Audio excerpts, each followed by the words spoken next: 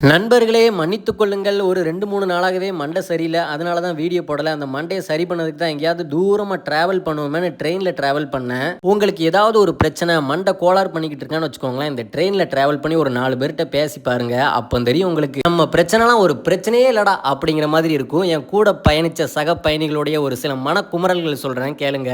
ஒரு ப்ரோ சொல்றாரு, நான் 3 வருஷம் காலேஜ் படிச்சேன் ப்ரோ. 3 வருஷமே ஹாஸ்டல்ல தான் படிச்சேன். அப்பப்போ தான் வீட்டுக்கு போவேன். இப்படி எல்லா நாளுமே ஹாஸ்டல்லே என் வாழ்க்கை முடிஞ்சிச்சு ப்ரோ. காலேஜ் முடிச்சேன், கொஞ்ச நாளாவது வீட்டில் இருக்கலாம்னு நினைச்சேன். ஆனா வீட்டோட சூழ்நிலை, வேலைக்கு போகணுங்கிற கட்டாயம், அதான் வெளியூருக்கு வேலைக்கு போயிட்டு இருக்கேன் ப்ரோ அப்படிங்காரு. இன்னொரு என்ன சொல்றாங்க, நான் மாசத்துக்கே 2 நாள் தான் ப்ரோ வீட்டுக்கு வருவேன். கொஞ்ச நேரம் பெத்தவங்க கூட பேசுவேன், கொஞ்ச நேரம் ஃப்ரெண்ட்ஸ் கூட பேசுவேன், பாதி நேரம் தூங்குறதுலே போயிரும் ப்ரோ அப்படிங்காங்க. ஒரு அக்கா சொல்றாங்க, என் புருஷன் குடிச்சு போட்டுட்டு அடிக்காருப்பா, அதான் பிள்ளைகளெல்லாம் கூட்டி என் அம்மா வீட்டுக்கு போயிட்டு இருக்கேன் அப்படிங்காங்க. இதுல இன்னொரு என்ன கதை பாருங்க. வேலைக்கு போயிட்டு இருப்பாங்க போல, அவங்க மேனேஜர் போன் அடிக்காங்க. ட்ரெயின்ல போறனால டவர் கிடைக்கல. இந்த அண்ணன் ஹலோ ஹலோன்னு சொல்றாங்க, கேட்க மாட்டுக்கு போல. மேனேஜர் மெசேஜ் பண்ணி விடுதாங்க, என்னப்பா வேணும்னே கட் பண்ணி விடுது அப்படிங்காங்க. இந்த அண்ணன், நான் எங்கடா கட் பண்ணி விட்டேன் அப்படிங்கிற மாதிரி சொல்லிட்டு இருந்தாங்க. இதுல இந்த பிரச்சனை வேற. இந்த பிரச்சனை எல்லாருமே ஃபேஸ் பண்ணியிருப்பீங்க. நமக்கு நிக்கிறதுக்கே இடம் இருக்காது. மேல லக்கேஜ் வைக்கிற சீட்ல படுத்துக்கிட்டாங்க, கீழே உட்கார்ந்த சீட்லயும் படுத்துக்கிட்டாங்க. நமக்கு எழுப்பவும் மனசு இருக்க மாட்டுக்கு, மண்டை கோளாறு பிடிச்சி நம்ம பாத்ரூம் கிட்ட வேற நிக்க வேண்டிய நிலைமை ஆகி போயிருது. ஆகையால் நான் என்ன சொல்ல வரேன்னு பாத்தீங்கன்னா, உங்களுக்கு ஒரு பிரச்சனை, ஒரு பொருள் உங்களை விட்டு போகுதுன்னு வச்சுக்கோங்களேன். அந்த பொருள் உங்களுக்கானது இல்லை அப்படின்னு நினைச்சுக்கோங்க. ஒருவேளை அந்த பொருள் உங்களுக்கானதுன்னா கண்டிப்பா அது உங்களை தேடி வரும். நீங்க எவ்வளவு கஷ்டப்படுத்திருந்தாலும் சரி, அவங்க உங்களை எவ்வளவு கஷ்டப்படுத்திருந்தாலும் சரி, உங்களுக்கான விஷயம்னா அது கண்டிப்பா உங்களை தேடி வரும். அப்படி வரலையா விட்டுருங்க. உங்களை சுத்தி எவ்வளவோ அன்பானவர்கள் இருப்பாங்க, உங்க அப்பா அம்மா இருப்பாங்க, உங்க நண்பர்கள் இருப்பாங்க. அவங்க உங்களுக்கானவங்க, அவங்களுக்காக வாழுங்க.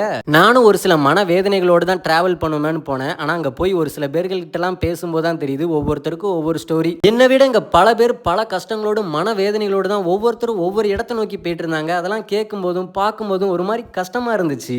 எனிவே, என் அனுபவத்துல சொல்றேன். உங்களுக்கு ஒரு மாதிரி டிப்ரிமேஷனெல்லாம் இருந்துச்சுன்னு வச்சுக்கோங்களேன், எங்கேயாவது தூரமா டிராவல் பண்ணி மக்கள் கூட அப்படி சும்மா பேசி பாருங்க.